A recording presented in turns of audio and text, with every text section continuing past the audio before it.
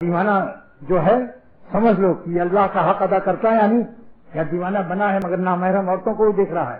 یہ پاگل، یہ دیوانہ اللہ کا نہیں ہے، یہ اپنے نفس کا دیوانہ ہے، یہ اللہ کا دیوانہ نہیں ہے. یہاں شعر میں مراد اللہ کا جو دیوانہ ہے یہ اپنے نفس کی خواہش کا دیوانہ ہے، نفس کی خواہش کا غلام ہے.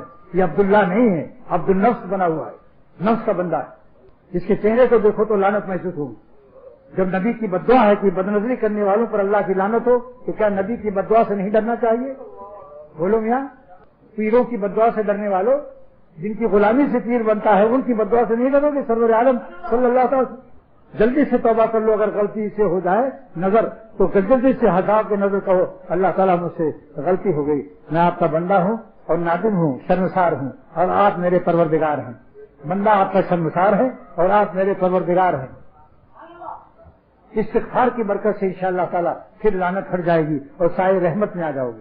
تمہارے اختیار میں ہے، چاہو تو دیر تک لعنت میں رہو اور بدنظریاں کرتے ہوئے ناظم آباد سے کیماڑی تک چلے جاؤ، اور چاہو تو ایک ہی اسٹاپ پر جو غلطی ہوئی فوراً توبہ کر کے اور گناہوں کا کی خبیث موٹر کا اسٹاپ کر لو اور جلدی سے آنکھ بند کر کے اللہ کی یاد میں لگ جاؤ.